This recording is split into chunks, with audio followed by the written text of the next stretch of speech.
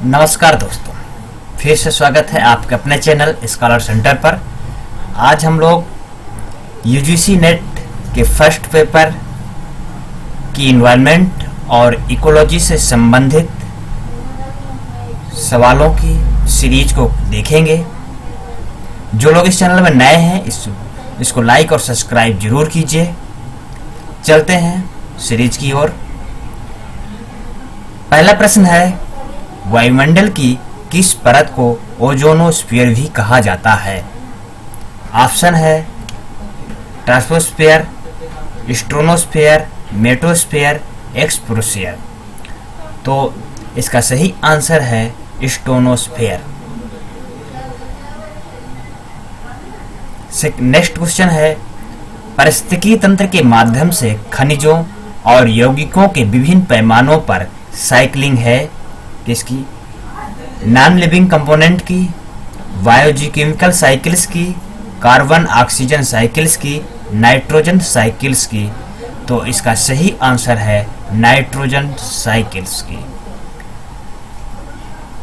Next question है, निम्नलिखित में से कौन सा पर्यावरण के गैर जीवित घटकों का हिस्सा है जिसमें भू आकृतियों, जलवायु, जल निकाय, तापमान, आर्द्रता, वायु आदि शामिल है?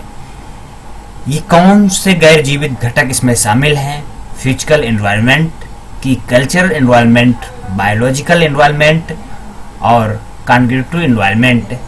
तो इसका सही आंसर है फिजिकल एनवायरनमेंट।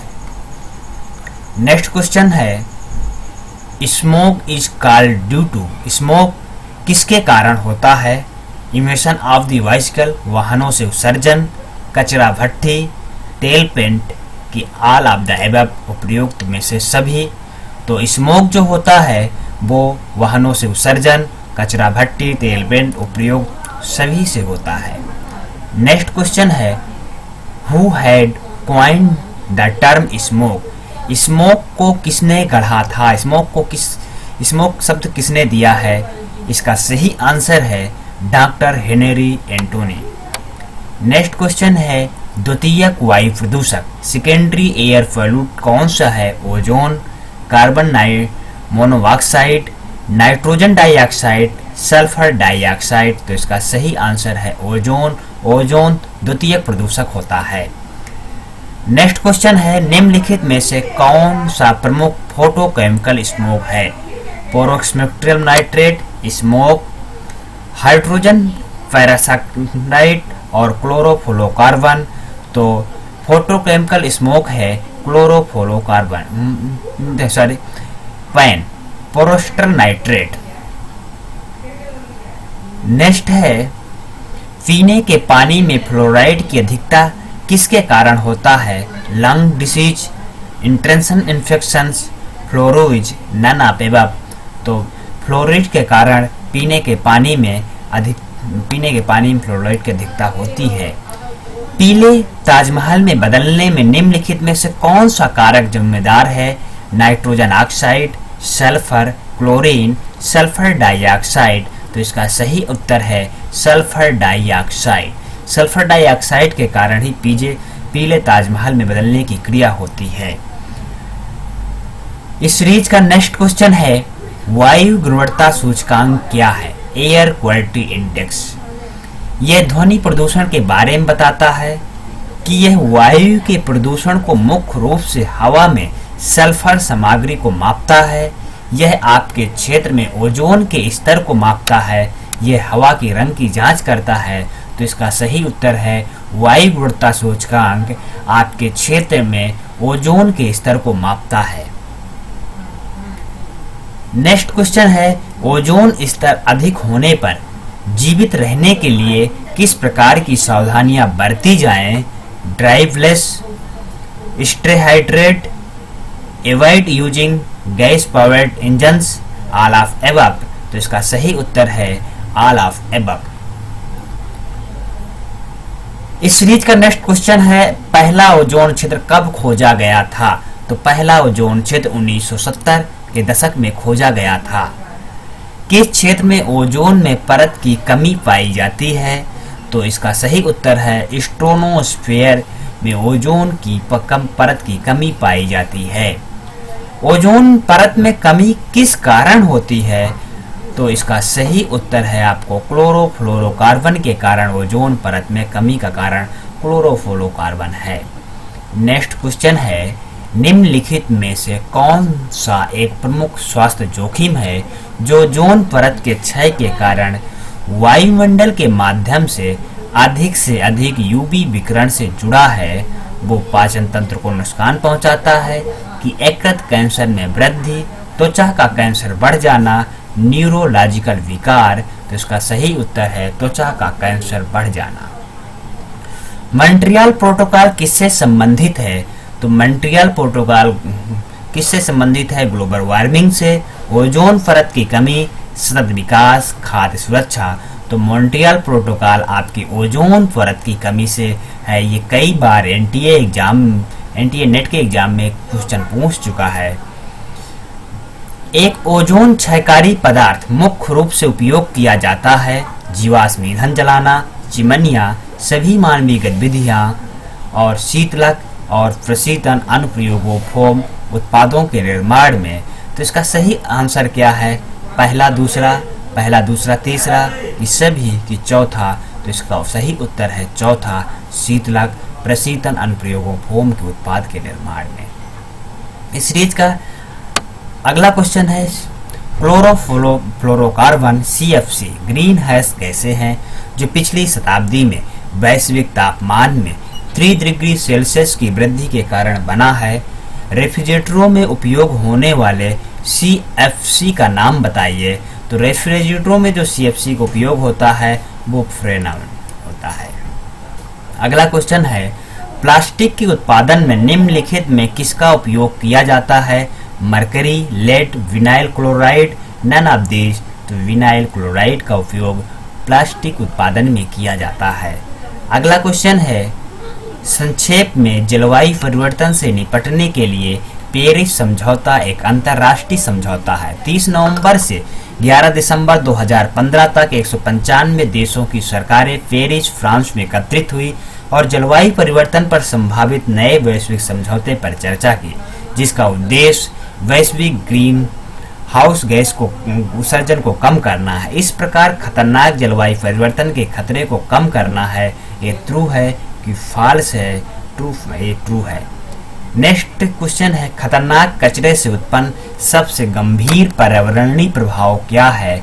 वायु प्रदूषण है, भूजल संप्रोषण है, गड्ढों की भराई के लिए भूमि का बढ़ता उपयोग, इनमें से कोई नहीं। तो भूजल संदूषण है।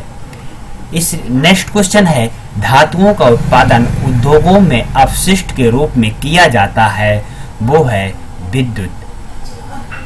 नेक्स्ट क्वेश्चन है, सामाजिक आर्थिक पारिस्थितिकी इक्विटी प्राप्त करने के लिए आवश्यक शर्त है social development, economical development, sustainable development, ecological development. तो वो है सस्टेनेबल डेवलपमेंट। निम्नलिखित में से किसने पहली बार जैव विविधता शब्द को गढ़ा था?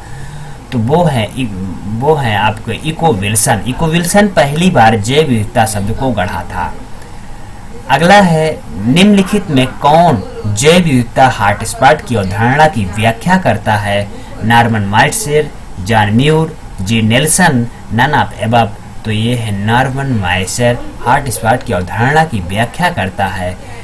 इस सीरीज का नेक्स्ट क्वेश्चन है, निम्नलिखित में कौन सा विश्व के सबसे बड़े आर्द्रभूमि प्राणी के लिए जाना जाता है?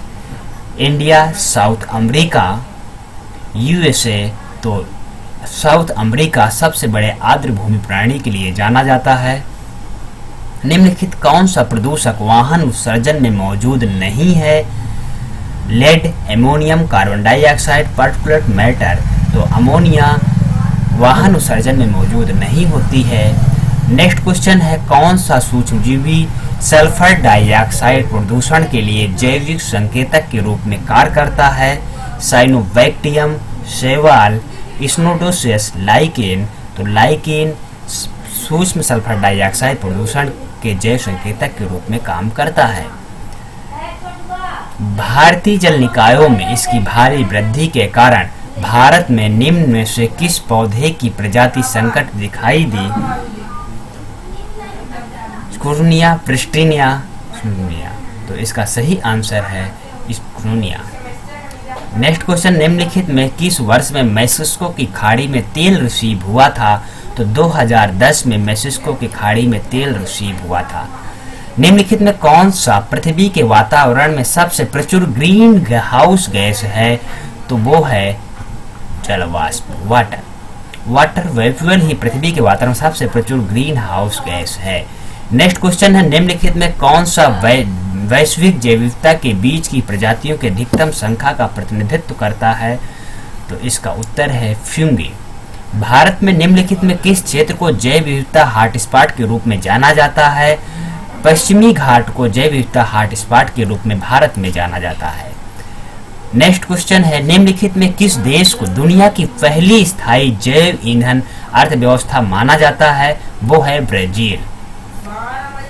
स्ट्रेटोस्फीयर ओजोन परत की मोटाई किसमें नापी जाती है? तो ये है डॉप्सन यूनिट होती है, उसमें एटमॉस्फेयर ओजोन परत की मोटाई नापी जाती है। निम्नलिखित में से कौन जैव विविधता की सही परिभाषा है? दुनिया में या किसी विशेष निवास में पौधे पशु जीवन की विविधता जिनमें से एक उच्च स्तर आंतर महत्वपूर्ण वांछनीय होता है। ये पहला इसका सही आंसर है। इस सीरीज का अगला क्वेश्चन है, वाक्यांश स्थिरता का अर्थ क्या है? तो इसका सही उत्तर है ऑल ऑफ एबव, यानी जीवन की गुणवत्ता के लिए एक साझा वैश्विक जिम्मेदारी आवश्यक है। मानव की क्रियाएं प्राकृतिक पर्यावरण की भलाई को सीधे प्रभावित करती हैं। भावी पीढ़ियों के पास जीवन की गुणवत्ता के लिए आवश्यक संसाधन होंगे, उपयुक्त में से सभी। नेक्स्ट क्वेश्चन है, स्थिरता की ओर आंदोलन ये क्या है? स्थिरता की ओर आंदोलन यह सरकारों और व्यवसायों से अधिक रुचि के साथ बढ़ रहा है। अगला क्वेश्चन है, किसके द्वारा एमडीजी द्वारा निम्नलिखित में किस क्षेत्र पर जोर दिया जाता है? मानव पूंजी, आधारभूत संरचना, मानवाधिकार, सभी में एमडीजी का लक्ष्य है। स्थायी कृषि के बारे में निम्नलिखित में कौन सा कथन सही है? स्थायी कृषि यह पर्यावरण को नुकसान पहुंचाए बिना दीर्घकालिक फसलों और पशुओं के उत्पादन पर केंद्रित है। यह एक तकनीक और तरीका है जो भोजन और फाइबर या पौधों पशु उत्पादों को उत्पादन करते समय पर्यावरण, सार्वजनिक स्वास्थ्य, मानव समुदाय की रक्षा का उत्पादन करता है। नेक्स्ट क्वेश्चन है, निम्नलिखित में कौन सा स्थायी कृषि का घटक या लक्ष्य नहीं है? पर्यावरणीय शोध, आर्थिक लाभप्रदता, सामाजिक आर्थिक समानता, सामाजिक न्याय। स्थायी कृषि 3 प्रमुख घटकों या लक्ष्यों में से एक है। पर्यावरणीय स्वास्थ्य, आर्थिक लाभप्रदता, सामाजिक आर्थिक समानता। अगला, निम्नलिखित में कौन सा प्रशीतक ओजोन परत को बचाने के लिए उपयोग किया जाता है? तो हाइड्रोफ्लोरोकार्बन्स HFS को प्रयोग किया जाता है। निम्नलिखित में कौन सी ग्रीन हाउस गैस का हिस्सा नहीं है? तो नाइट्रोजन ग्रीन हाउस गैस का हिस्सा नहीं होता। सतत विकास क्या है? तो सतत विकास यह विकास जो भविष्य की पीढ़ियों को अपनी जरूरतों को पूरा करने की क्षमता से समझौता किए बिना वर्तमान की जरूरतों को पूरा करता है। प्रदूषण को कम करने, पर्यावरण को नुकसान पहुंचाते हुए प्राकृतिक संसाधनों के संरक्षण, शक्ति के वैकल्पिक स्रोतों का विकास करना। यह भूमि और निर्माण की परियोजनाओं को इस तरह से विकसित करने का अभ्यास जो पर्यावरण पर उनके प्रभाव को कम करके जाता है सभी है। स्थिरता से संबंधित निम्नलिखित कथनों पर गौर कीजिए। स्थिरता क्या है? यह एक प्रक्रिया है, करता है प्राकृतिक संसाधनों का उपयोग उन तरीकों से किया जाता है। इसके तीनों क्वेश्चन सही हैं। निम्नलिखित में कौन सा स्थायी विकास का उद्देश्य नहीं है? स्थायी विकास का उद्देश्य पर्यावरण के क्रमिक कुछ समय वैश्विक परिवर्तन लाने के लिए। स्थिरता का प्राथमिक लक्ष्य क्या है? स्थिरता का प्राथमिक लक्ष्य सभी है। रोजगार, मजबूत अर्थव्यवस्था बढ़ाते हैं, आर्थिक विकास, गरीबी, भुखमरी का अंत। सतत विकास शब्द कब अस्तित्व में आया? सतत विकास, सस्टेनेबल डेवलपमेंट शब्द कब आया था? ये 1980 में आया था। अगला क्वेश्चन है, संयुक्त राष्ट्र सतत विकास आयोग CSD संयुक्त राष्ट्र महासभा द्वारा दिसंबर कब स्थापित किया गया था? तो 1992 में स्थापित किया गया था। और इस सीरीज का अंतिम क्वेश्चन है, एजेंडा 21 एवं पर्यावरण और विकास पर रियो घोषणा कार्यान्वयन की प्रगति की समीक्षा के लिए निम्नलिखित में कौन सा संयुक्त राष्ट्र आयोग जिम्मेदार है? तो वो है United nation commission on sustainable development CSD। इस तरीके से ये 50 क्वेश्चनों की सीरीज यहाँ से खत्म होती है। कल फिर हाजिर होंगे नए क्वेश्चनों को लेकर। आप लोग इसको प्रैक्टिस सेट करते रहिएगा। इसकी पीडीएफ हम डिस्क्रिप्शन में डाल देंगे। तब तक के लिए नमस्कार। जो लोग इस चैनल में नए हैं उसको लाइक और सब्सक्राइब जरूर कीजिएगा। धन्यवाद।